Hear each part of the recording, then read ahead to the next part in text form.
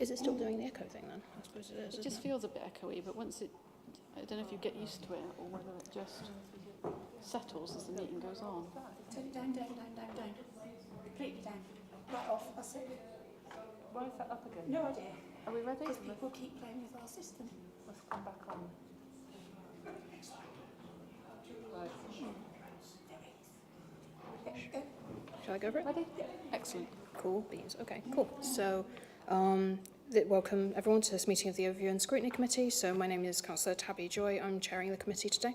This meeting is being streamed live to Cheltenham Borough Council YouTube channel. I know because I've just checked. If you ask a question at the meeting, you will be deemed to have consented to be filmed today. The possible use of these images and sound recordings for broadcasting and/or training purposes. So that's fairly self-explanatory. We are not expecting a fire alarm test. So if the alarm does sound, then please make sure that you make your way to the nearest fire exit, which should be over there. So we've received apologies from Councillors Nelson and Fifield, and I'm not aware of any other further apologies or substitutions. So moving on to item number 2 from there, just giving council members the opportunity to declare any interests if they have any. Cool. Councillor Smith, are you suggesting anything, or are you just? I think just scrolling. Cool. Just whenever anyone makes a movement, it feels like a silent auction. Okay, that's fair. So moving on to item 3, the minutes of the last meeting. The minutes of the meeting of the 26th of February, they've been circulated with the agenda, so you'll all have seen them. I am not myself aware of any amendments, but does anyone have any suggestions? We're all good. I'd like to say thank you to Councillor Harvey actually for taking on that meeting. I super appreciate covering for me. I'd like to move now that members approve the minutes of the meeting held on 26th of February, if that sounds okay. Amazing. Thank you so much. Cool. So, signing the minutes. Should I just quickly do that now? Go for it. Cool. Cheers. Thank you. I appreciate that. Cheers. Or at least tell me if you did.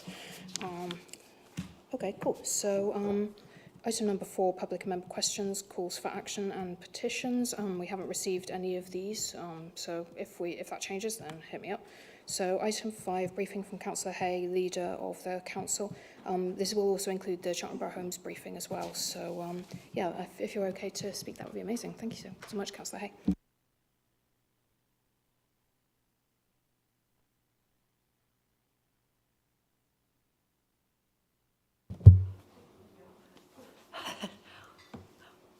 Thank you, coming to my rescue.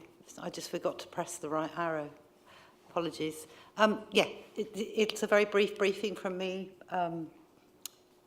This Scrutiny Committee meeting, Councillor Joy, because we've just very recently had full council, and I gave quite a detailed briefing at that point. So, and thank you for allowing me to do the CBH transition discussion now.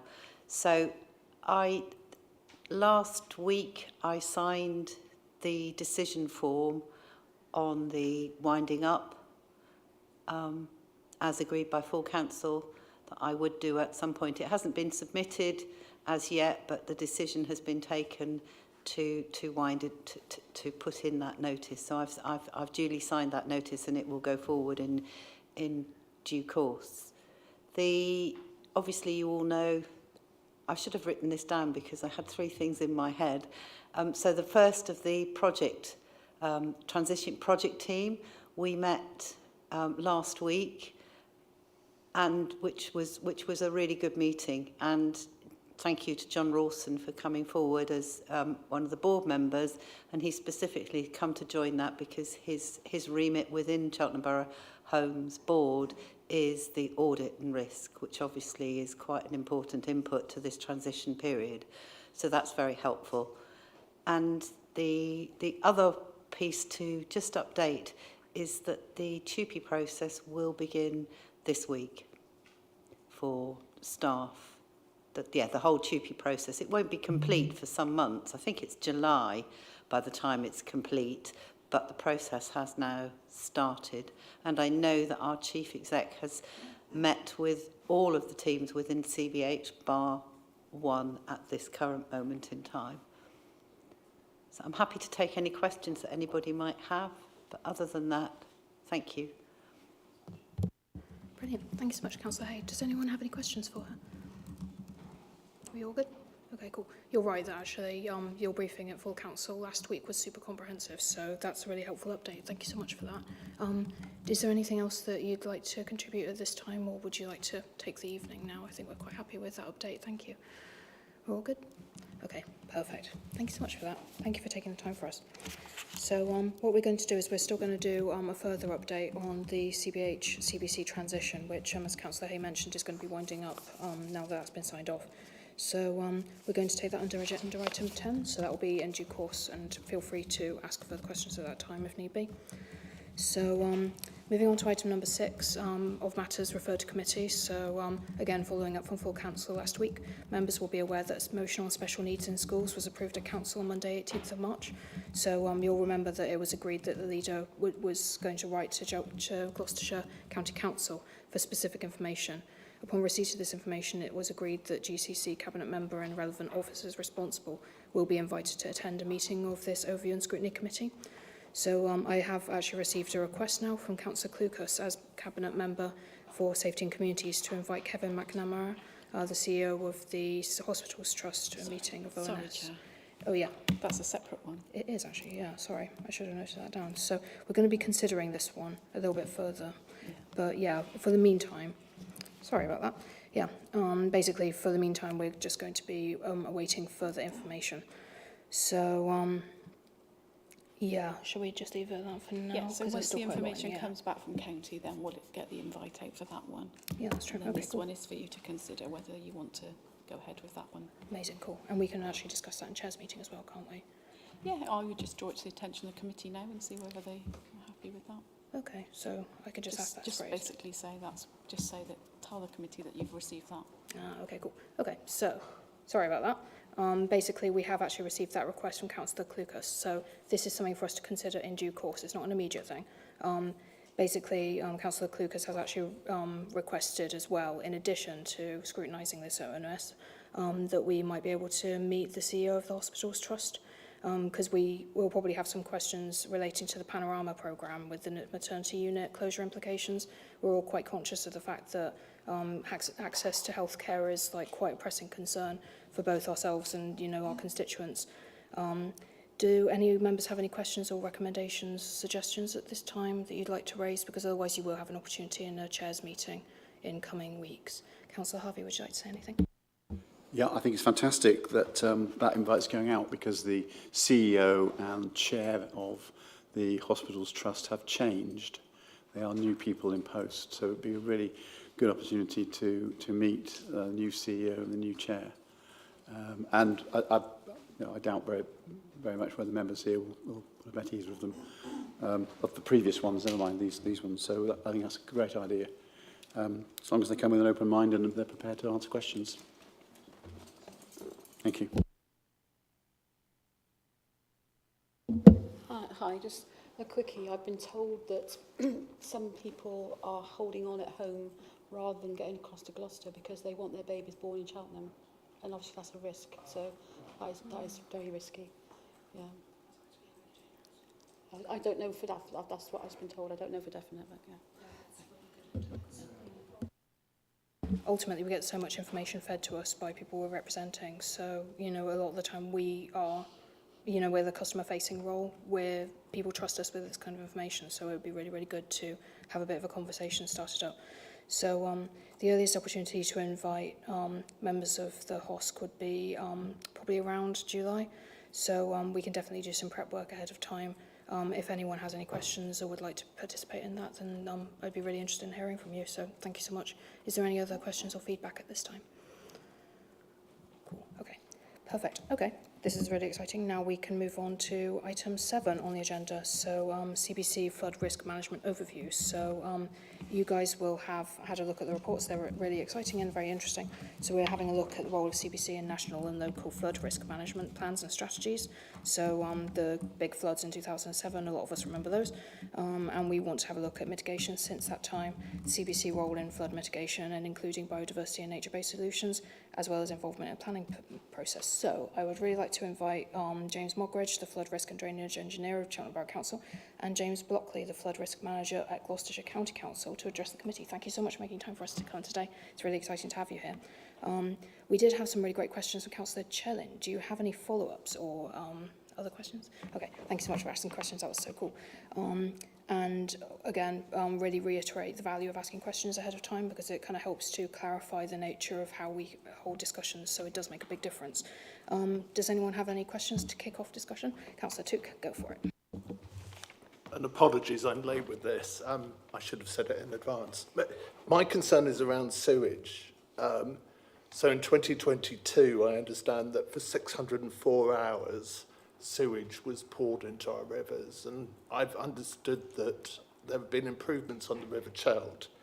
But I've heard nothing about, you know, the River Swillgate, Wyman's Creek, and so on, and those areas were taking a lot of sewage in 2022. So Wyman's Creek, which is near where I am, had 61 hours of sewage where people walk their dogs, that is. By the way, it's by the racecourse poured into it.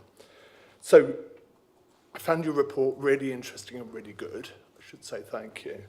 And I, you know, think it's great what you're doing in terms of the sustainable drainage strategy. But the sewage system has to be able to cope with it as well. And there's not much in here, probably because it's not CBC, about Severn Trent. And are they raising their game for areas apart from the River Cheld? So things like, you know, the Mill Stream, as I say, which is by the racetrack, or Wyman's Creek, or the Swillgate.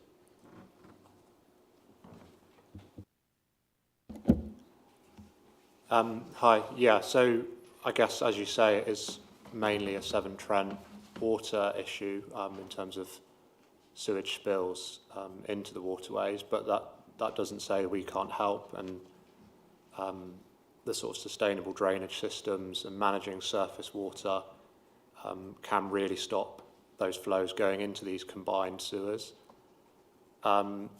I suppose flooding of those sewers, it is part of their design. That's obviously something that is getting a lot of attention politically.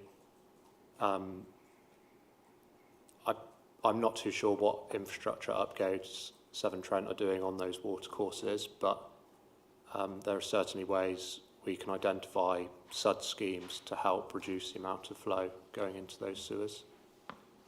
I don't know if you have anything to add, James. Thank you. Yeah, I mean, as James says, water quality, unfortunately, isn't something that comes under our remit. As you say, we can help and we can guide, but water quality is enforceable by the Environment Agency. So we don't have a direct remit, but what we can do, exactly like James says, is work with Severn Trent and the other water and sewage companies across the county to reduce the amount of surface water that goes into the combined sewer network. There's a couple of projects in the offing. We are looking at some outline measures in Cheltenham. There's a big project that Severn Trent have got on their current asset maintenance plan, which is not in CBC areas, in the Netheridge Wastewater Treatment Works catchment, where they're looking at quite extensive retrofit urban SUDs, very similar to a big scheme that they did in Mansfield.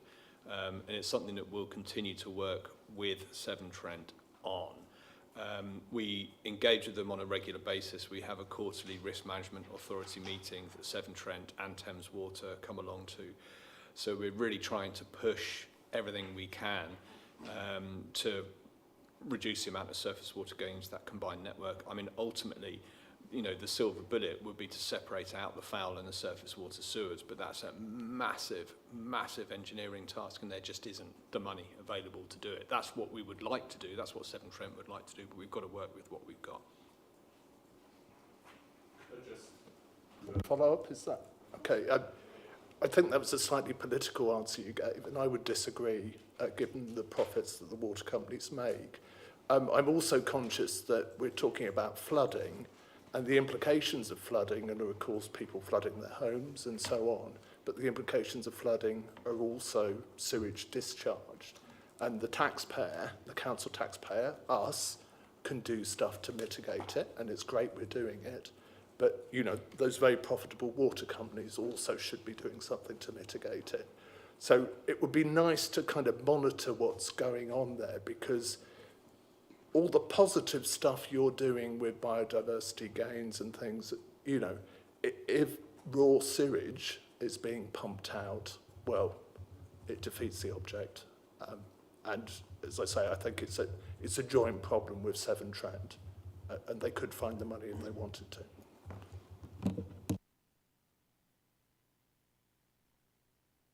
Okay. Thank you so much. Do you have a response for that? I think I'm happy to let that lie. Does anyone have any other questions, or anything you'd like to follow up on? Okay. Well, I have like a number of questions. I suppose you've probably been meeting quite regularly with Severn Trent, because I think it is unfortunate, because, you know, I think that this has become a big part of the national conversation. People are quite aware of, you know, like sewage discharges. I suppose you probably have, do you have an opportunity to talk about the sort of ongoing plans that you may be having with Severn Trent? Is that sort of like nature confidential in part at the moment, or are you at liberty to discuss any further agenda plans of partnership that you'd have with them to try and help to alleviate some of the problems that come from, it is a bit antiquated infrastructure really, so I do understand that there's only so much.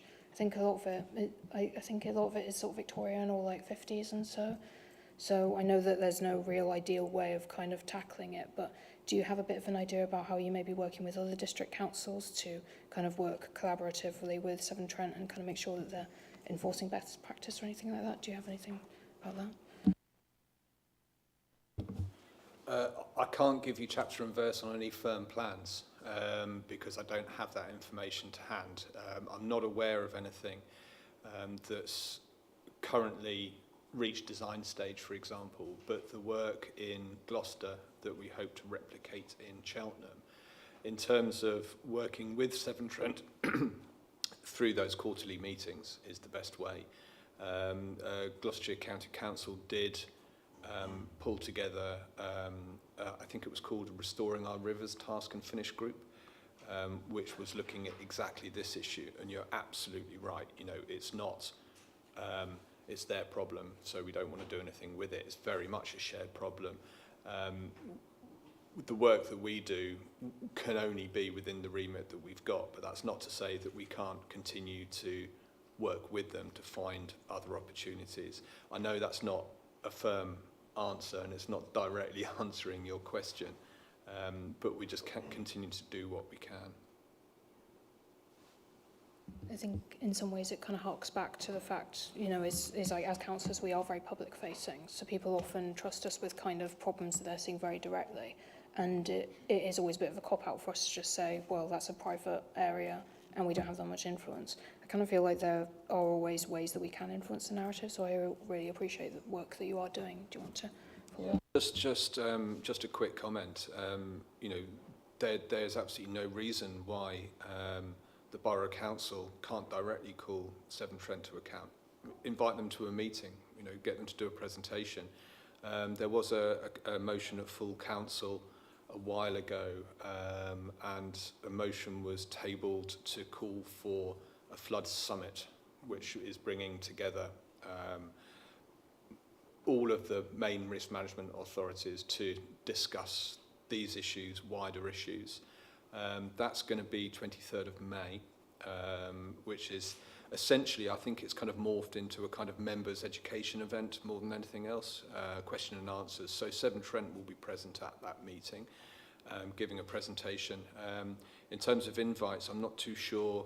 I need to be guided by our Democratic Services Unit, because we're quite tight on numbers. But what I was hoping to do was to invite borough councillors that have a specific remit, so whether they're the environment portfolio holder or flooding or water, whatever. So invites to that will be going out sometime over the next week or so. So that's the public-facing side of things. We will continue to have the quarterly meetings that's backed up by an officers-only group, which primarily looks at planning, which is also a big issue with regards to connection to the public sewer network of new developments. So, yeah, we'll keep doing that. Thank you so much. That's really, really helpful. Councillor Harvey's got his hand up. Yes, perfect. Councillor Harvey, would you like to speak? Yeah, thank you. Our cabinet members don't have a specific portfolio covering flooding and so on. So the best way to get into this... Sorry? You got your... There you go, you see. Yeah, no, well, Councillor Lewis can speak for herself. She sat over there.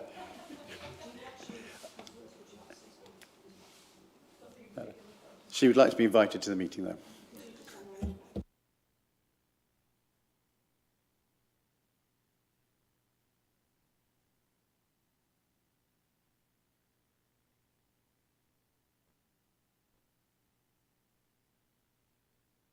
Because to be honest, that sounds like a really good event, and I would really like to have reps at it. No, it happened just purely organically. That's perfect. Thank you so much, Councillor Lewis, for being here today and taking up that opportunity. That will be amazing. Thank you so much for giving us the background on that. Do we have any further questions from council members as well about this? Again, literally any small movement, I'm just seizing upon it. Okay. So I was also kind of wondering specifically more about 2007, because those floodings, you know, like happened when I was a teenager, and I still remember them quite vividly. I don't know if like there's been any potential discussions about the risk of that kind of occurring again. I know that there are certain areas that are outside Cheltenham Borough Council's remit, sort of like Twigworth, Tewkesbury, sort of areas in Gloucester do come to mind. I really welcome the fact that you're having a follow-up looking at planning, and I realise that there's been quite a lot of development occurring across floodplains. Are you in a position to speak about that, and is there anything that we as a planning committee in Cheltenham may benefit from learning more about? Is there any inclusion that we may be able to do learning more about that from both a Cheltenham basis and a county-wide basis? Because also just the fact that there's the escarpment above us, you know, also like the fact that we are surrounded by fields as well.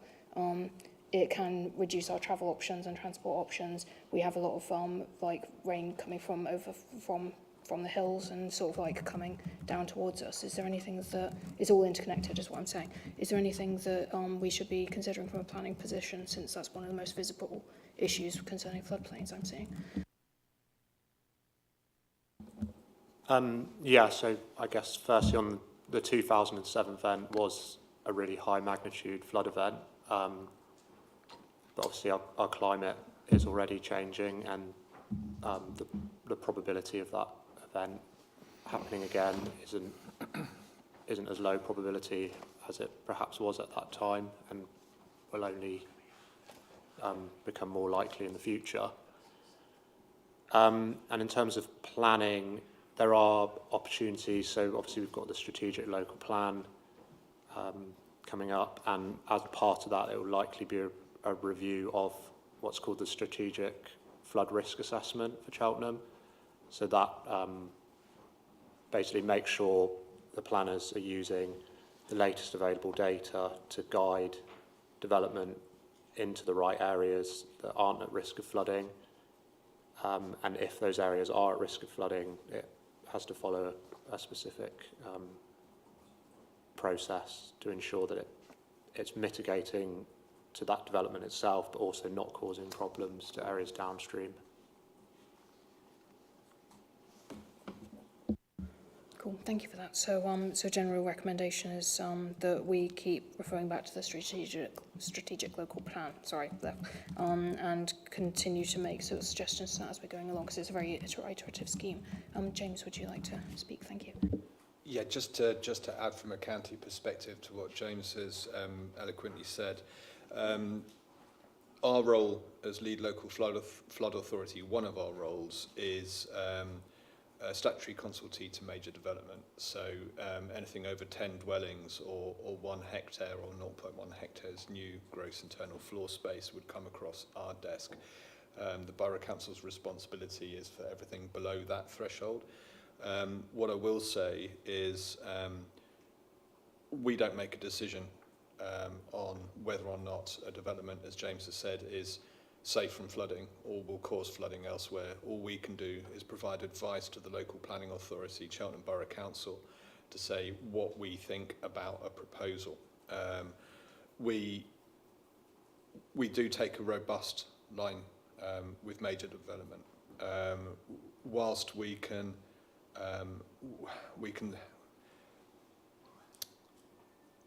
only say whether or not a development will, the surface water runoff arising from a new development, whether that is greater or less than the greenfield runoff rate. So what the rate of surface water leaving a development before and after that development.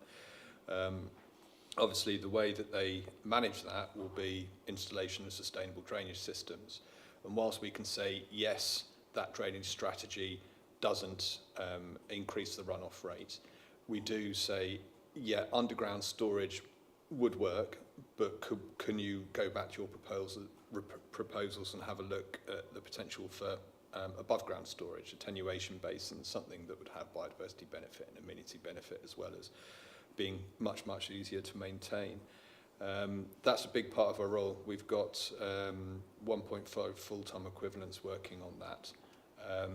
One of the things I would say is building in a floodplain is something that I hear often. I live in Tewkesbury and I hear people talking about it all the time. We don't recommend to the LPA to approve any building in the floodplain. There are certain ways around that for critical infrastructure, the exception test and the sequential test, but if something is proposed in flood zone 3, we would not recommend that it's approved by planning committee. So I think the building in the floodplain is a bit of a red herring. Okay. Did anyone else have any questions or things to raise? Okay. So thank you very much for clarifying that. I think also it's kind of, I mean, just the fact that, you know, Cheltenham itself, like the Chelt is a river, and Ham, I think, is a water meadow as well. So in some ways, like, I think inevitably, like, we're probably going to have some water runoff, and it's going to be where houses have been built in the intervening. So to be honest, like, I really appreciate your thoughts on it, and just sort of seeing what best practice should be for us. Just the fact that you're working closely for our planning committee is really reassuring. I think that I'm fairly happy with that discussion, unless anyone else has anything to raise. Okay. So genuinely, I think that's okay for a wrap-up. Thank you so much for coming in today. I really appreciate it. Is there anything else that you'd like to tell us about, or that you think would be of interest to us or use to us, particularly covers this? Of course, yeah, please. I was just thinking when you were talking about water quality, citizen science. I think there's groups that focus, voluntary groups that focus on specific water courses. Friends of Gumstall Brook. There's the Windrush group as well, that carry out regular monitoring of their own water course, monitoring CSOs, combined sewer overflows, which is exactly what you're talking about. I'd recommend that as councillors, you work with your communities and see if there is any interest in setting up monitoring groups that could look at these issues. We could happily put you in touch with more established groups if it's something that you'd like to look into. But I'm all in favour of community ownership of flood risk and pollution. You know, we work to set up flood warden groups and flood action groups. You know, that's working within our remit. But there are groups out there that rattle certain water and sewage company cages in a way that we can't. So the other thing I was just going to mention ever so quickly is I know there's often a lot of confusion about the role of a lead local flood authority. I think it's important to say that the lead is a bit of a misnomer. If anything, we're a coordinating local flood authority. We don't have any jurisdiction over any of the other risk management authorities. We certainly don't have any jurisdiction over Cheltenham Borough Council, but we do work very, very closely together. All of the district teams and lead local flood authority, other RMAs, are effectively an extended team. We very much work together, shared goals. And I really applaud Cheltenham Borough Council. After Jeff Beer left, the role was vacant for some time. Myself and my line manager had several meetings with various officers and managers at Cheltenham Borough Council, trying to encourage the organisation to think carefully about resourcing the role. And now we've got 1.5 full-time equivalents, which is great. And I wish the other districts would do the same, because district officers across the county are really, really struggling, not just with the weight of minor planning consultations, but with the consenting enforcing activity that we delegate. One officer for a district the size of Tewkesbury is not enough. One officer for the district the size of Stroud's not enough. 1.5 for Cheltenham, you're getting close. Obviously, it would be nice to have more, but I really applaud Cheltenham Borough Council for being ahead of the game with that one. Thank you. Thank you so much for that, because I think just having like a joined up approach, I assume this is probably going to be a conversation that you'll be having at this flood summit aimed at risk management, and actually just having like a unified approach to flood mitigation. Like, again, we're all like a county, we kind of all fill in each other's gaps a little bit, so yeah, just having a wider strategy. It's really, really cool to hear that Cheltenham is leading the game on that a little bit, but you're right, like Tewkesbury Borough is absolutely massive, and it covers a wide area, most of which is somewhat undeveloped rural lands. So if there are opportunities being missed and things that we could potentially kind of advocate on, or like try and see more accountability done on, particularly since the boundaries between Cheltenham and Tewkesbury are often a bit tenuous. So if there's any way of kind of finding a way forward through that, that would be really amazing. And I really appreciate having this conversation with you so we can keep it in our thoughts. I think that should be okay, but thank you so much for bringing all that to our attention. Really appreciate you coming in. Thank you so much. Cool. Okay, perfect. So I'm just going to move on to item 8, if everyone's happy with that. So this is covering the Climate Emergency Action Plan update, which I'm really excited about. We have received the local government association's recommendations now. We've compared them with the national picture on what else is going on. So we wanted to have a look at the climate action plans that we have, the progress that's being made on them, and just how we're communicating our success, because that's like a really good, big deal about feeding back. So I would like to invite Debbie Baker, who's our Programme Director for Climate Change, and Maisie McCann, who's our Climate Emergency Officer, to address the committee. So I'm really, really happy you guys are here. Thank you so much for coming today. And also, we've mentioned that Councillor Lewis, who is our Cabinet Member for the Climate Emergency, is here too. So it's really great seeing you all here. Does any of the committee members have any questions? It'd be really great to hear from you if you have anything right now. Yeah? Are we all good? Oh, Councillor Took, thank you so much. Hi. First of all, thank you for the report. Really appreciate it. I feel I should kind of name an elephant which is in the room, which is all our old housing stock and all our heritage buildings, which are very leaky, I'm sure, in terms of heat and, you know, producing an awful lot of carbon. I personally defeated a planning officer recently who told me that we couldn't have secondary glazing in a 20th century building, and we've got 24 flats which have now got double glazing. But I was told absolutely it couldn't happen. I'm told it can't happen with listed buildings in Cheltenham as well, but I'm aware that Christchurch College in Cambridge has got secondary glazing. The beautiful Nash Terrace, Cornwall Terrace, that looks over Regent's Park, Grade 1 listed again, has got secondary glazing. And St Pancras Chambers, you know, the beautiful Gothic chambers, apartments which sit over King's Cross Station, they've got secondary glazing. So can you talk me through what we're doing to make sure that in our beautiful buildings, we can move into the 21st century? I love heritage, I want to protect it, but, you know, this is important. Absolutely. So just to put it into a wider context, retrofit of the buildings within Cheltenham makes up about 42% of our borough-wide emissions. So it is an incredibly important part of the strategy that we need to work on. And obviously within Cheltenham in particular, as you point out, historic buildings are a very significant element of that. So this coming year, we've got a project that we're putting in place to do retrofit streets. So it's a neighbourhood retrofit project. And we're using that to build our broader strategy and approach for the wider Cheltenham area. We have been looking at a number of approaches, best practice approaches being used by other authorities, like Bath and West, where they put together energy efficiency advice and historic buildings advice via the conservation officers together at the point at which people apply for their listed building consent. That's one option that we're exploring. The other one, which is quite interesting, is something called a proactive development consent order, which is being used by Kensington and Chelsea, where they presuppose listed building consent with a sort of light touch sign off based on having produced very detailed advice to people applying for listed building consent alongside Historic England.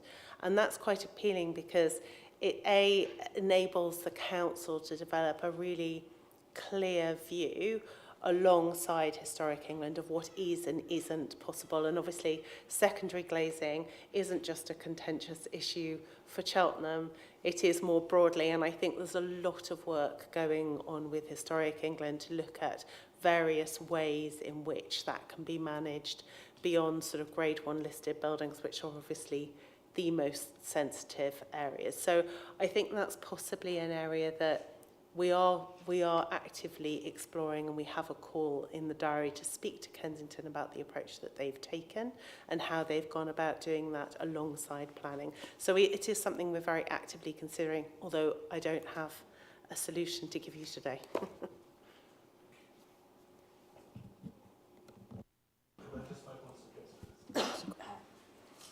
Call up Christchurch College, Cambridge, and say how did you do it? I mean, these buildings, you know, or call up St Pancras Chambers, because these are amazing, nationally beautiful, grade 1 listed buildings, and they did it. Any other councillors have any questions there? Councillor Shellen. Thank you. My question's about solar panels and the potential for adding PV, using roof space in Cheltenham's industrial areas and car parks and such like. I think the county branch of the CPRE are very keen on this and feel that there's probably tens of thousands of square metres of potential PV roof space in Cheltenham, and would be really keen to support a survey and to see what the possibilities are in doing that. Do you want me to answer that one too? So thank you for that. I think that is something that we haven't perhaps explored as extensively yet as we could do. I think it's one of the areas where the strategic local plan and having a renewable energy, we've had the first stage report, we certainly need the second, and considering more broadly local area energy planning as a very fundamental part of our climate action plan. It is absolutely essential. We've obviously looked at the council buildings, but yes, as you point out, there's very many more opportunities yet for us to explore, and hopefully that second report that we need to provide for the strategic local plan will enable us to make a start on that. Thanks so much. That's really cool. So do we have any other questions or concerns, comments, or suggestions or anything? Okay, this is really cool. So I did actually have a bit of a question about, let me see if I can remember what it is. There's basically been some strategies within, for like community crowdfunding measures. And I'm kind of really excited about the possibilities that we have available to kind of involve the community on our kind of journey to climate zero. Well, to net zero and climate action. Basically, it's been interesting with Cotswold District Council because they've been working with Space Hive to actually create a community fundraising portal. So it actually raises funds for local energy projects, local, climate and active travel, climate-friendly active travel measures or anything like that. Have you had any consideration of sort of like community fundraising avenues or anything like that? Thank you, Chair. So this is something we have spent a lot of time thinking about, particularly very early on when I took over this portfolio, because one of the big sort of limiters when it comes to investing in retrofitting across Cheltenham is money. Bluntly, we all wish we had some more of it. Slightly ominous camera vibe going on there. So I've had some conversations with the folks at Cotswolds to try and understand how their scheme works. It has worked in some really exciting ways, but there have been some very real pitfalls. There we go. In terms of trying to manage access to cash and the verification processes for money and things like that. So it's not a perfect system.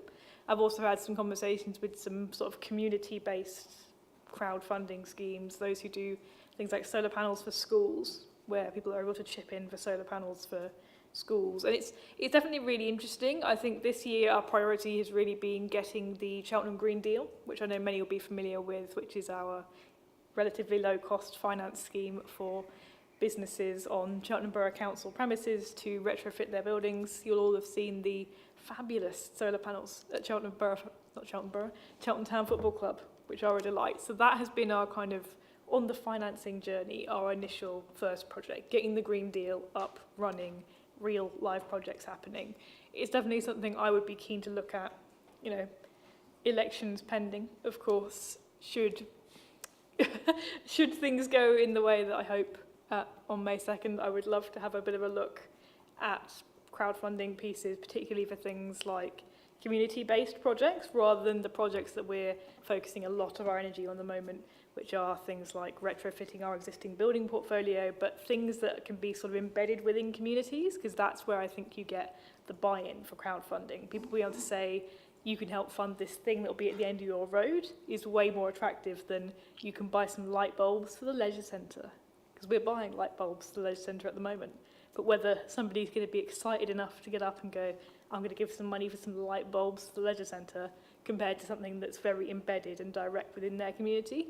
It's very much the case that with climate action in Cheltenham on the portfolio, we've been doing some really interesting work, but we are definitely working outwards, starting with our portfolio, starting with our buildings, starting with the things that we have direct control over, and then working outwards, because when it comes to trying to get that net zero by 2030 figure, which we will get, I believe it can be done, the things we have the most control over are the things we can have the most influence over and the fastest routes for reducing our carbon footprint. So definitely something I'd like to look at, but it's on the road rather than something we're working on immediately at the moment. Thanks so much for that. Did anyone have anything they'd like to contribute to discussions at this point? I'm sorry, I keep checking in. I just want to make sure I don't miss anybody. To be honest, that's really welcome news, because I kind of feel like it's a component of the rich tapestry of, you know, like kind of current engagement. Also, just the fact that it's really great that you've considered the tangible kind of options, because otherwise climate action is so abstracted. We don't want to distance people from it. Again, it's taking everyone on the journey, so that's really exciting. I was also wondering a little bit if you've considered some other measures of I've been reading something really interesting lately about the Avon Needs Trees project, because they've basically been taking land around the Avon area and like planting trees pretty much en masse. So it's a biodiversity measure. It's also flooding mitigation, sort of interest as well. So what's particularly interesting to me about it is that it's carbon offsetting. They have a scheme for local business owners to basically, again, it's that tangibility. It's approaching them and saying, look, actually, you can come here for corporate away days, planting trees. If you are interested in carbon offsetting, then we will plant trees for you and you can see the impact that it has. Has that been something that you've also had under discussion as well? Because I think it's a really interesting idea.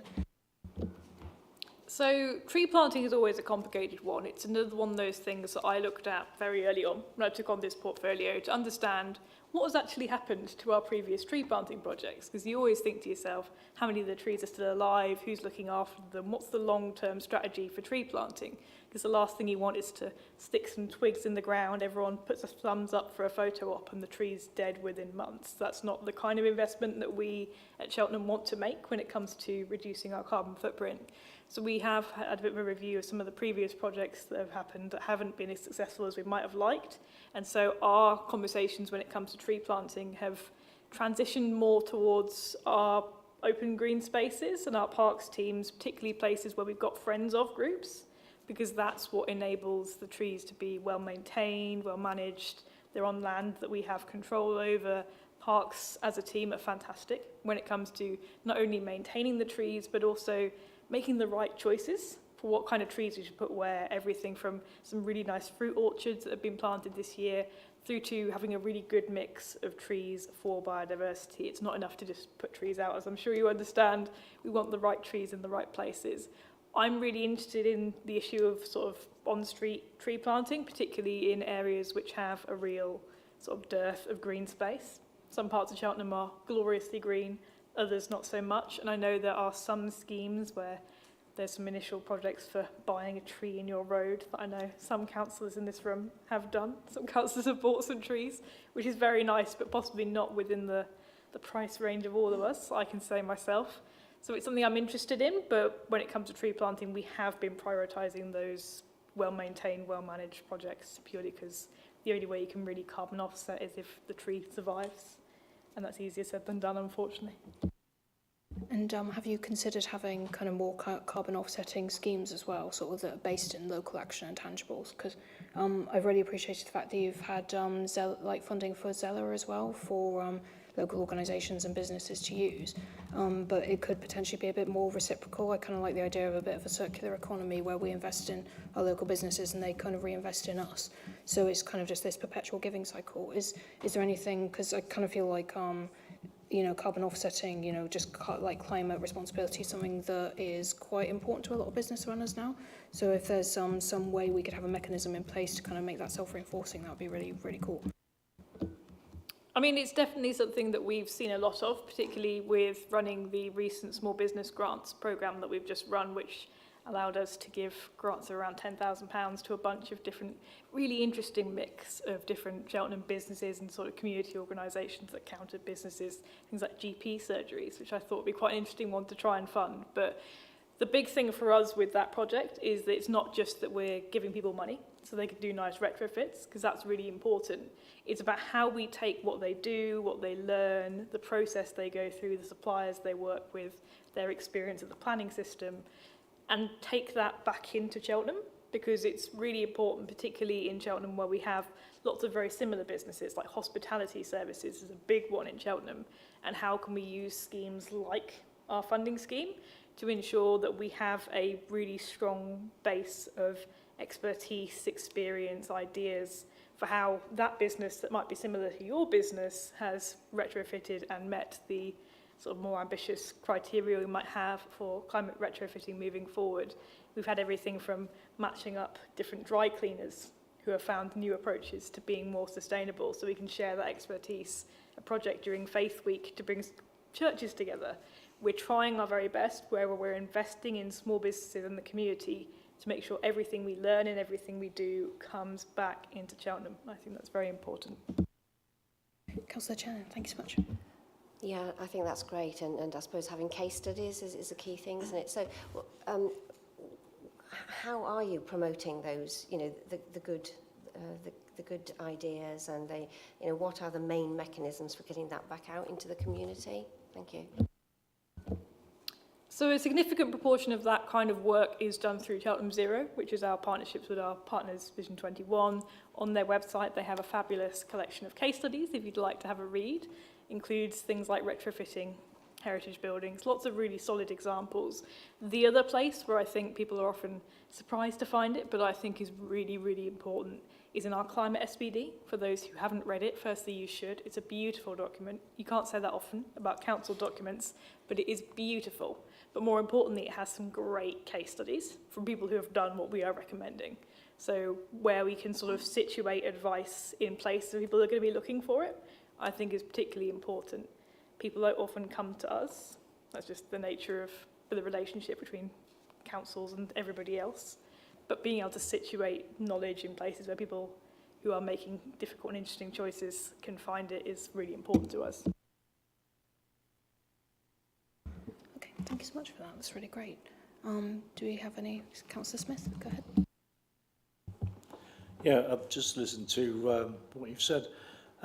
About the carbon footprint and reserving trees and things like this.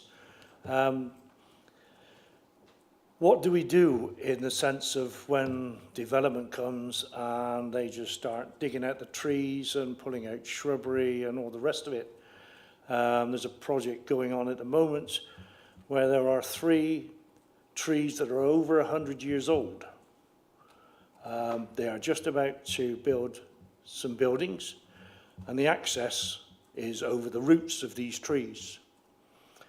The plan is to mole, as they call it, through the road to put the drainage in, which will start disturbing the roots. As far as everybody's concerned, the tree surgeons say, everything's fine, not a problem. But we're not looking at the longer future, what happens with the construction business lorries going over the routes, the building that's got to be carried on to put the buildings up, they're going to damage the routes. And these are three beautiful 100-year-old trees. And they're the only ones in Cheltenham. There isn't another lot in Cheltenham at all. And they're Watsonian trees. So, yeah, I just wonder what you feel about the carbon footprint of, development and... I mean, trees within planning applications are always a really interesting one. I watch planning a lot, recreationally more than anything else. I'm not on the committee, it's just interesting, which is possibly a bad sign for my social life. But I do think our climate SPD, which you might have read, is really very clear in that development should be trying to deliver, and quite frankly should be delivering. Let's not pretend that we're giving advice. We are making an expectation here.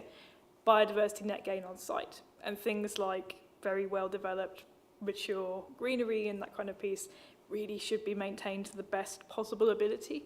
I think one of my favourite examples of this that always cracks me up, and I bring it up a lot when I go to climate events, is that Cheltenham Borough Council believes this so much that in the Golden Valley, if you've been to the site, it's wonderful. If you haven't been, there's this beautiful oak tree, sort of centralised within the scheme. And our plan was always to build around it. We're going to keep it there. It's beautiful. You couldn't possibly take it down.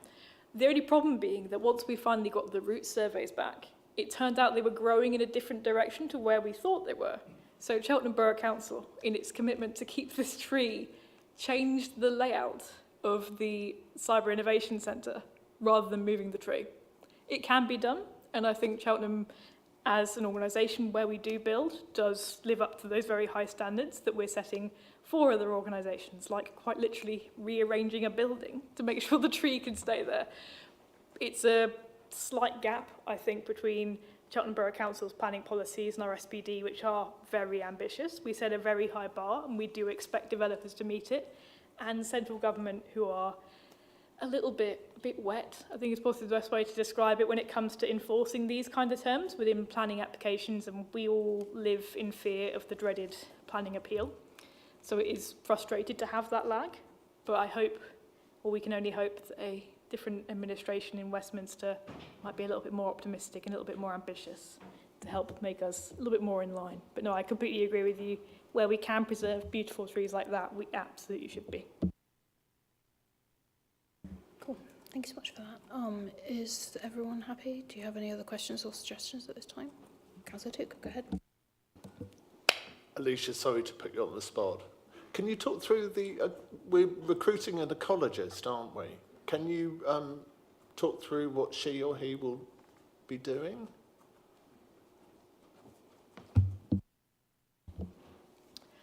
So I will firstly admit that this is not within my portfolio. It's within my very dear friend, Councillor Martin Horwood's portfolio. Planning is his terms, but I have had conversations with him about it because wherever there's overlap. So I spend a lot of time working with Ian, who covers parks and bins, and with Martin, who covers regulatory services, so things like planning. We have a lot of cross-disciplinary climate conversations, as you might imagine. So the big thing with Borough Ecologist is that some recent changes to Westminster legislation have required much higher standards and much higher delivery rates on biodiversity net gain on site. So a big part of the role of the person whom we hire for that role will be helping to develop things like the very exciting policy we agreed on at full council about the nature emergency and having a nature and biodiversity SPD, very similar to our climate SPD. We always thought the climate SPD, when we put it down, was a start on a road. It was never meant to be a sort of a final document that was going to stand the test of time. Retrofit and climate was always going to change, and things like the biodiversity SPD are going to allow us to enhance it and make it better, because we're more than happy to make things better here at Cheltenham Borough Council. So a big part of that will be that work, along with biodiversity-based work in the planning team. So it's going to be a really exciting project, and I know that whoever gets that job will be very, very lucky. Thanks so much. Yeah, definitely really keen to have an ecologist on site. That's going to be really great. So I think we're all good with that. I was just wondering, Debbie, Maisie, I really appreciate you coming here today as well. Is there anything else that you'd like to bring to our attention that you'd like to speak about? I'd really appreciate to hear your thoughts. Thank you. Yeah, I mean, I suppose coming in from externally, the one thing I would say is I think Cheltenham, and reviewing all of the progress today, I think Cheltenham has made a really good start.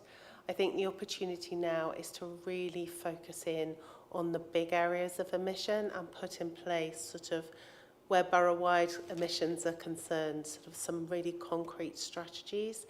And internally, what we really need is a costed plan to address each of our sort of major assets so that we know what it's going to cost to get those properties to as close to zero as we can, so that we've got a really clear idea around what we have left to offset. We have given quite a lot of thought to all the various possibilities around offsetting, and there are some really, it's absolutely essential though that when we get to that offsetting point, that what we do is really robust and it's countable and it's something that endures. So we are making sure that when we get to as far as we can get what we have left, we do have a plan in place to mitigate that's effective and brings its own sort of wider benefits, and that goes beyond sort of having a robust approach to counting the offsets from trees. But I do think, having spent 6 months looking at what Cheltenham has done and the amount of enthusiasm across the council from everyone to try and make this a reality, it is really heartening. It's been a good start. Maisie, do you have anything you want to add? Thank you. Thank you so much for coming today. Like, I know that you've been working super hard on this, and it does make a really big difference just having the integrative strategy. It really does inform every element of our work because the risks of it are so substantial. So it does make a really big difference. Thank you so much. If we don't need to take any decisions on this, but we can make any recommendations or suggestions as needed. So we'd really like to be able to follow up on this with you in time to come. Again, like local elections is going to be a bit of a concern. This is actually our last meeting before local elections, and I guess we'll see everyone on the other side. But we'll definitely be having a placeholder for the climate team to come in and talk to us, so we can see what everyone's up to, and honestly just hear more about your great work. So thank you so much. This has been really cool. So I think we'll leave item 8 as is now, and does anyone want a bit of a break before we go into the physical activity strategy, or if we're okay to hang on, like to carry on as is, because we're making quite good time generally anyway, so we're happy to progress to item 9. I just want to let the visitors know they don't have to stay for the rest of the meeting if they don't want to. That's true. They're welcome to, but yeah, you guys can leave now. Sorry, I find this stuff all really exciting. I kind of do need to stick around, but yeah, if you want to go, that's really cool. Thank you so much for hanging out today. This has been really great. Sorry, thank you. Okay, yeah, let's talk about the Cheltenham Physical Activity and Sports Strategy. So we need to input the strategy prior to its adoption. I would like to invite Richard Gibson, Head of Communities, Wellbeing and Partnerships, to address the committee. It's really great to see you today. Congratulations on your recent work with the Lido and the grant funding for that. That's really exciting that literally hit the press today. Do any members have any questions for Richard, just to kick things off? Okay, perfect. Richard, if you're okay to give us a brief overview on what you've been up to and what this consists of, that would be great. Thank you.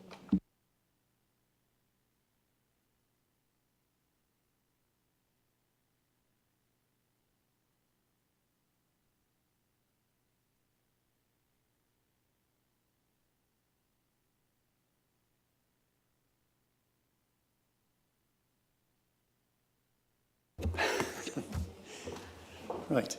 Thank you, Chair, for that. I won't spend too long going through the report because you've got it in front of you. I think there are lots of good reasons why the town needs a sport and physical activity strategy. Some of that are our own challenges as a council. We run and, well, own, don't necessarily run, the Trust runs our leisure centre and Prince of Wales Stadium, and both of those facilities do need investment, and we need to make sure that investment makes the best possible impact to support the physical health of our communities.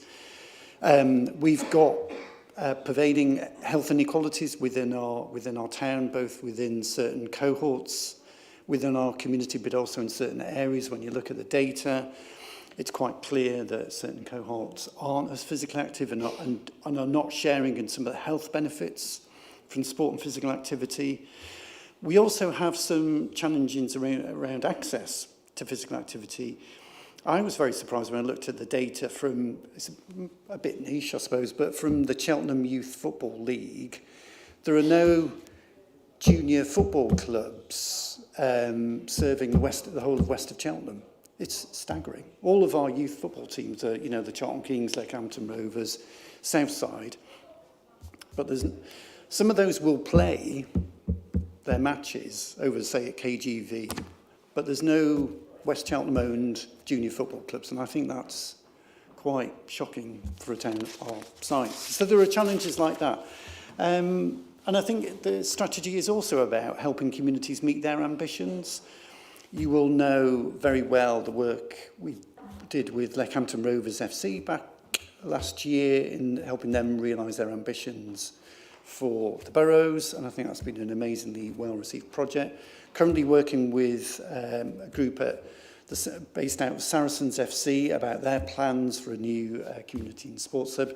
So it's clear our communities want to do more, and I think that's where we want to be pitching a strategy. Back in July, you might have seen there was a hyperlink within the report. We did take through to Cabinet a draft vision and outcomes for sport and physical activity, and that sets out our stall where, in summary, I think we want all our communities to be healthy and active and enjoying the benefits of sport and physical activity. So we're now at this detailed bit. We've agreed the vision, the high-level stuff. This is the detailed work that we're bringing through to Cabinet on the 2nd of April and splits into two parts. We've got a built facilities strategy and a playing pitch strategy. And together, those two strategies look at the kit, the physical kit that we've got to support our ambitions around sport and physical activity, playing pitches and the built stuff. But it looks at current provision and looks at the quality of that provision, looks at, you know, is it in the right place? And then it makes assessments of future demand up to 2041, obviously using the latest demographic data. And we'll come out with a sort of position statement. Is what we've got already in terms of that infrastructure right and appropriate, and will it meet needs into the future? I think what we're looking for those strategies to do is to point out where we need additional investment into either our built facilities or to playing pitches. The covering report that I've tabled today just goes into those both those assessments into a little bit more detail. On page 3, you'll see some of those key themes emerging from the built facilities assessment. No surprise, leisure at Cheltenham is there toppermost in that list of issues that I think we need to resolve with. But again, a common theme is around the education sector. We are blessed in Cheltenham to a certain degree that a lot of our schools are providing a lot of our sporting provision, whether that's playing pitches or sports or very much our swimming pool provision is very much predicated on I think it's 4 independent schools that have swimming pool, which is great. But the report is flagging up the real importance of community use agreements for that provision and the need to work with schools to continue to invest in that provision. If the schools aren't tied in, there's always a risk that a school may go, well, we've got so much demand from our pupils, we're no longer making it available for community use. And bang, there goes quite a lot of important provision. And I think there's also something there in the bullet points about working with our national governing bodies around sport and clubs and the people that enjoy sport to see what we can do to harness those ambitions and getting more investment into Cheltenham. I don't think much of this investment is necessarily going to come from Cheltenham Borough Council. It can come from national governing bodies like sport or the Sports Council or from developer contributions. I don't know, there's probably not much to touch on the playing pitch assessment. I think there's a real deficit of artificial grass pitches, 3G pitches. We've only got one publicly accessible 3G pitch in the whole of the borough, and that's at All Saints. I think looking at the data, it suggests we should be having 5. So there's a gap of around 4. So there is something there for the Borough Council to do to steer that forward, because we know how valuable artificial grass pitches are. And almost if we had more artificial grass pitches, that would really help other sports, because at the moment what limited access we've got tends to be dominated by football. So we know for sure hockey, I don't know if there's any hockey players here tonight, but hockey players really lose out because you're not getting access to the right artificial pitches. And again, reference to developer contributions, what's going on at North West Cheltenham and West Cheltenham. So just in summary, the report is going to go through. The Cabinet report is a bit more detailed. There is an appendix there that runs to 120 pages. Feel free to have a look at that if you want. And I think the idea of bringing this today was just to get your views on what's coming out of those 2 assessments, and also as we move forward with the final strategy, how you would like to get involved in that. So hopefully that's useful. So Councillor Chellin, I think, and then Councillor Took. Thank you so much. Yeah, thank you, Richard. It's really interesting, and really interesting to hear you talk about the education, schools and such like, and community use and that sort of thing.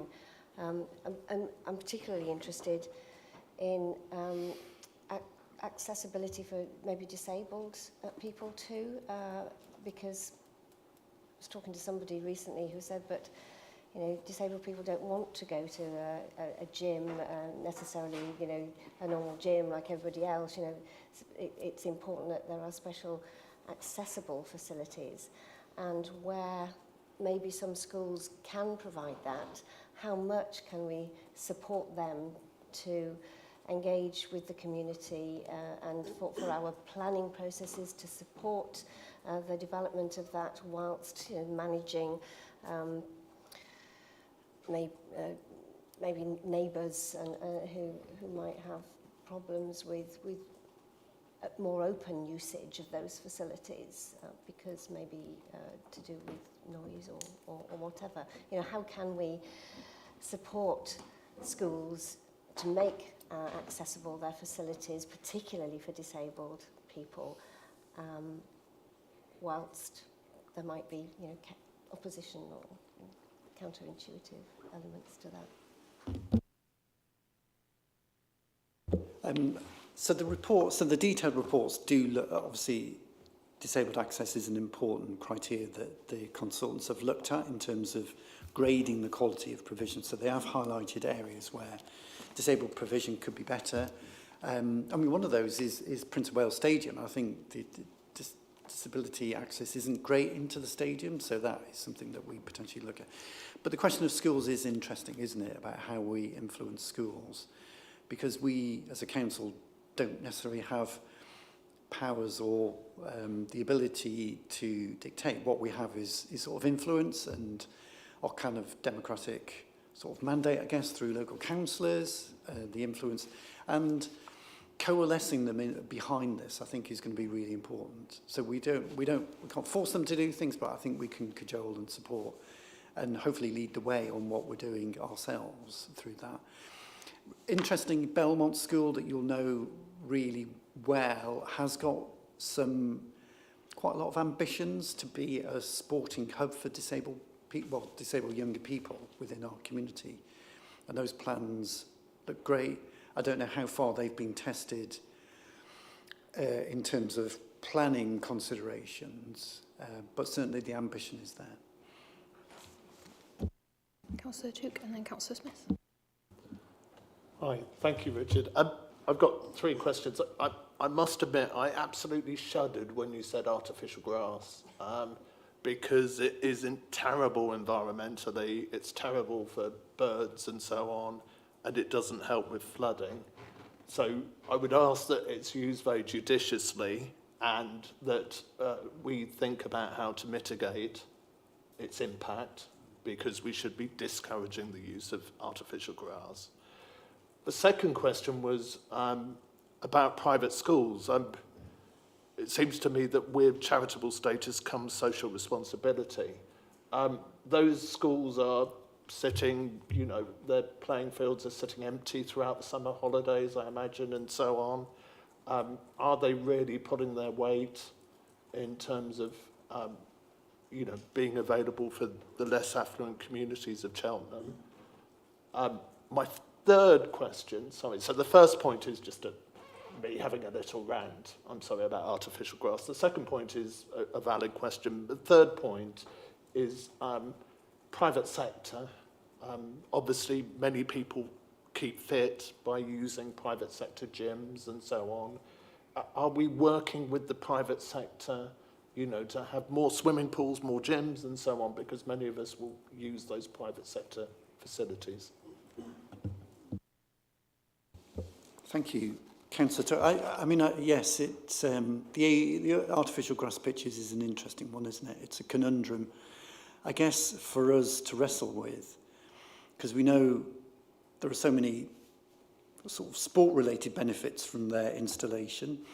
It really does increase the capacity. It allows new teams and, you know, new people to access sport. But you're right about the environmental considerations. And I'm not no way an expert, but I'm sure I've read something where they are looking at more environmentally friendly artificial. They're probably not going to address all the concerns, but I do know that's a very live discussion going on.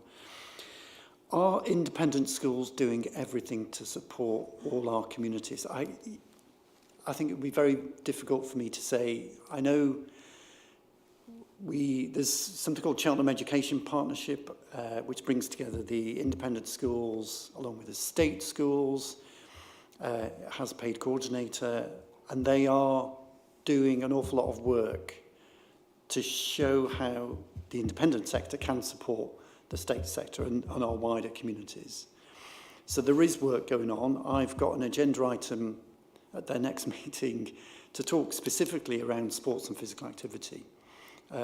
So it's an area of interest for us about how we can work closely. I think, and again, it is around that, you know, the mutual interest around this that we can foster. And then private sector gyms, we're not doing anything, we're not bringing together the private sector necessarily.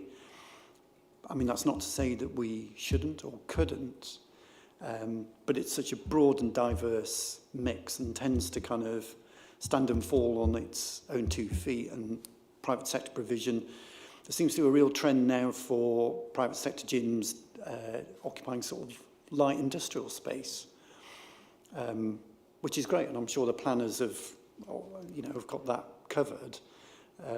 But it wasn't me. I guess it goes to show how the private sector gyms are looking for gaps in the market, looking to find cheap space, looking to innovate, to address gaps within the market. Quite whether we'll see those smaller sort of private sector operators investing in pools is another matter. But certainly I think you'll continue to see the private sector innovating, because I think they'll see Cheltenham as a relatively affluent community and there's potentially money to be made. Thank you so much. Councillor Smith. Thank you, Chair. Just a couple of questions. First one is, I listened to you talk about sports facilities for the public, related to schools and things like that. How do you feel about schools selling off land for development when we're talking about providing more and more facilities for sports facilities,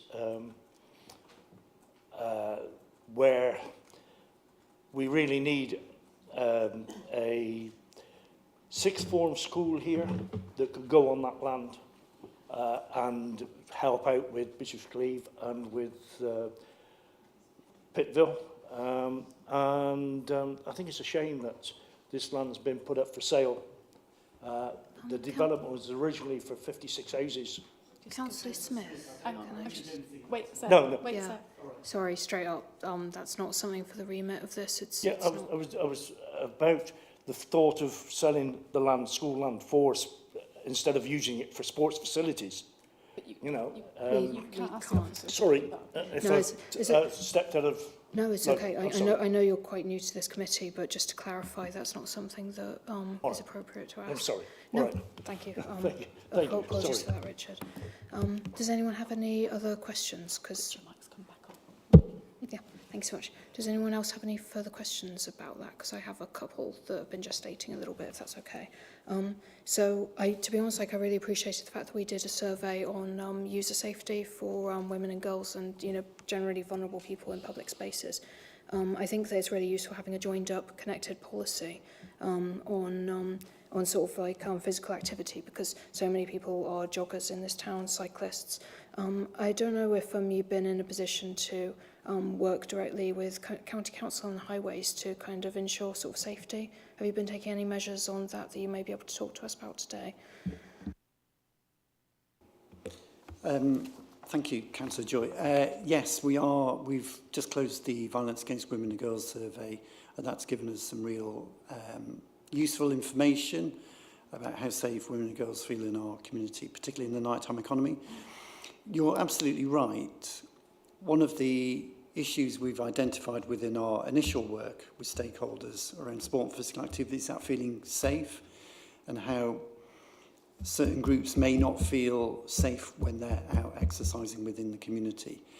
Now, I haven't personally addressed GCC about improved lighting, but that is something potentially that we could be looking at, I guess, as a council. Certainly we would want all our communities to feel safe when they're exercising. We've actually got a physical activity survey that closed last week, specifically looking at barriers. Now, I don't think feeling unsafe came out very high in those list of barriers. It was more to do with the costs of accessing physical activity and also access, so getting to places to be physically active. But it is an issue that we are alive to. Can I ask, so aside from cost in terms of barriers to physical activities, did you identify any other areas for concern that you could tell us about today?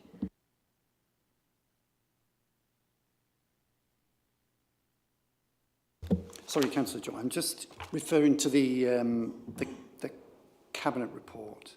So some of those barriers, sorry, I've got the accurate list now. So it's majority, well not majority, 41% are saying costs are a real barrier, 32% lack of time, 23% having to book in advance, 20%, so a fifth, around feeling nervous to start a new activity or go to a new place.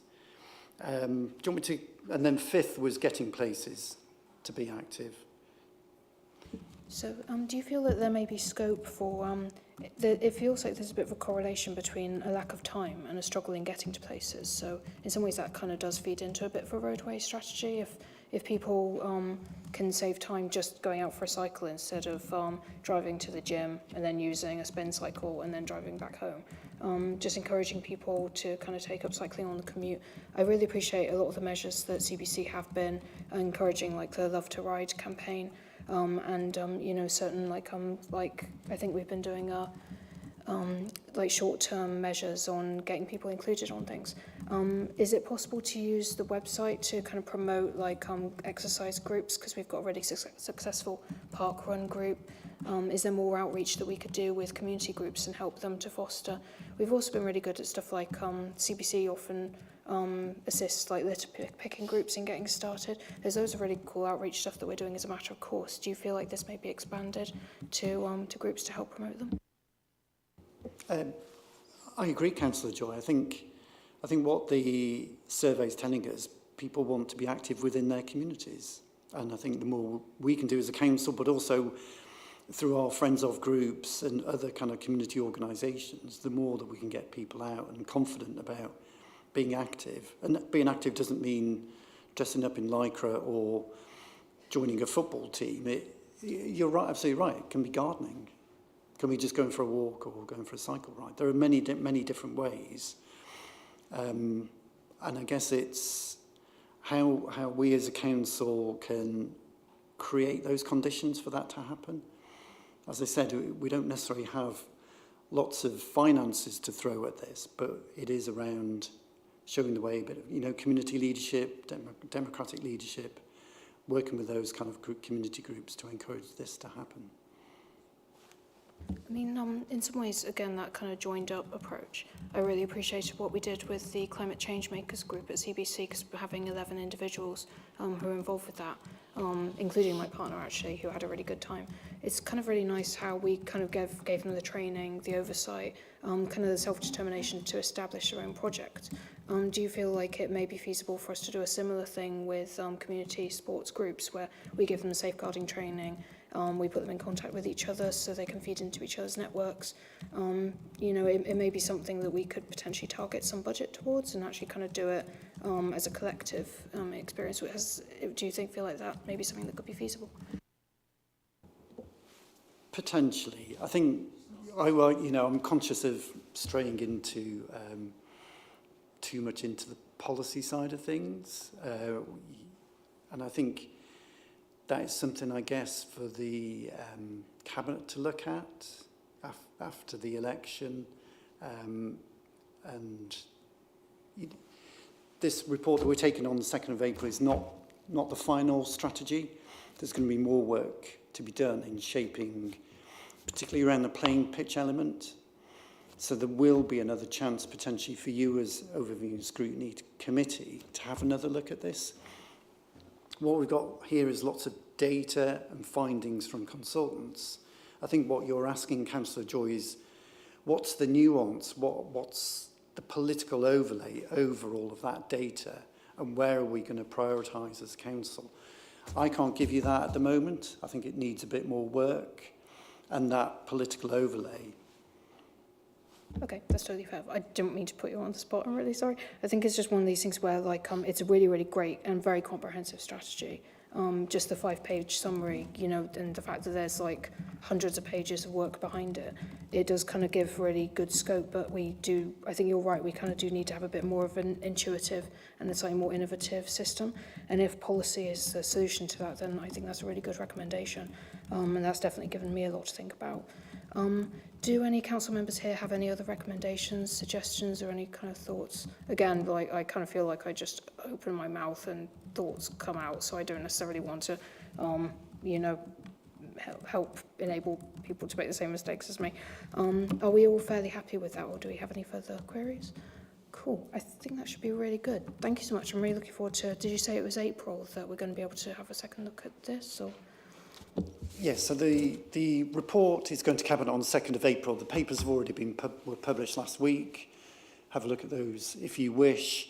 And then, I'll leave it within it's your gift, I guess, to see whether you want to bring this back before the final strategy goes.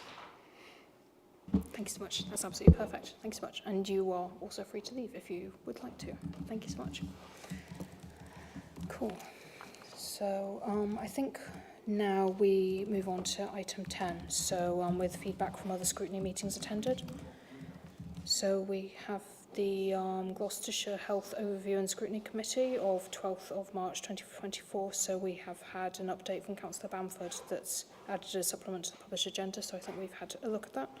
We've also got the Gloucestershire Economic Growth ONS Committee, so for GCC and other current scrutiny committee, considering the terms of reference for new scrutiny committee in the advent of the city region boards. So that's something coming up quite soon, which I can do a quick summary of. Is it okay for me to just read this out, because I think it's a bit substantial, but If you want to.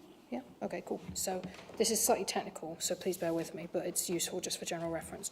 So essentially what's going to be happening is the Gloucestershire local authorities have been working jointly together through membership of numerous boards, including Severn Vale, Rural Ambitions and Central Gloucestershire City Region. So in addition with the Gloucestershire Economic Growth Joint Committee, They've basically been participating together for several years just to review the joint working arrangements.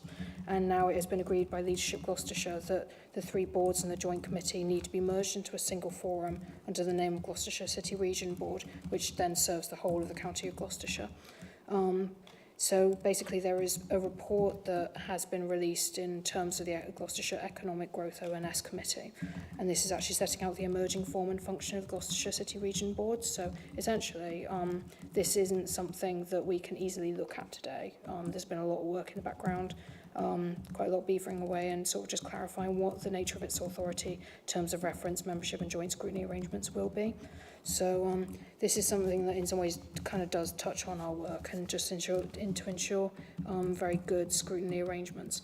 The overall aims of the new board will be developing and delivering a vision for the future growth of the economic success for the whole of the Gloucestershire economic area, which is a good thing to coincide with the strategic local plan. The new board is going to be providing an opportunity to establish a city region as a nationally defined area that is of a single economic functional area as well, with city regions including urban and rural areas with interrelated economic activities. So again, it's that joined up approach that's all too valuable. We should have the potential for increased success through coordinated interventions, which then benefit the whole. So we hope to meet significant growth aspiration and ambition, which integrate with and support the national and regional growth agendas. So that's basically coming from the top a little bit. And this is kind of the reason why we can't particularly examine the Gloucestershire Economic Growth ONS Committee, because it's changing in its nature quite substantially. Following up from that, we've also got the Gloucestershire Police and Crime Panel from the 22nd of March 2024. So that was just a couple of days ago. And we're going to be adding that as a supplement to the published agenda, so that will be available to view in due course. And I think that takes us on to item 11. So unfortunately, Councillor Nelson wasn't able to be present tonight, but has sent her apologies. And she was going to deliver a presentation briefly about the Scrutiny Task Group, namely the CBC Transition Scrutiny Task Group. Claire, are you okay to give this presentation? Thank you so much. Claire's very going to kindly read out the report that Councillor Nelson has provided. Thank you, Claire. Thank you. So Paul Leo, Interim Director Housing and Transformation, gave a very swift update on the transformation project ahead of the project board meeting that afternoon. The main purpose of the PBM being to kickstart the project, given that the decision to wind up CBH has already been made by the leader, who I'm sure will tell us more. The overall project plan has key milestones, key dates, and covers issues including transfer of assets, IT, finance, governance, people plan, and TUPE, and more. Target date for transfer is likely to be confirmed as the 1st of July. By the next meeting of the task group on the 19th of April, we should have oversight of the overall project plan.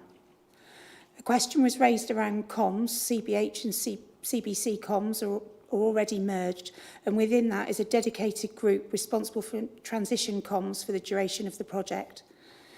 We then spent the rest of the meeting going through proposed future governance arrangement. Claire Hughes, Corporate Director and Monitor Officer, gave us a comprehensive and clear presentation of transition and governance arrangements, including impact of regulations coming into force with effect from the 1st of April. She identified key areas where regulations have changed, explained the various consumer gradings, which is a bit like an Ofsted inspection. We covered the changing landscape, impact on tenants and need for transparency, the current CBH organisation and the emerging transition structure, including Cabinet and member proposed involvement and responsibilities. It is proposed to set up a Cabinet Housing Committee that will interface with Tenant Panel, Cabinet, ONS and Audit Committees. All makes absolute sense.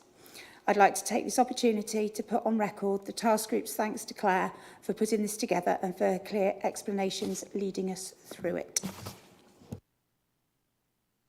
Thank you so much. That's brilliant. So that's a really good summary of everything been going on. But of course, if you guys have any further questions, then please let us know.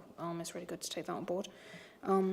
We have also already had the update from the leader on the CBC transition earlier in the evening. So does anyone have any questions at this time or happy to go on record. Perfect.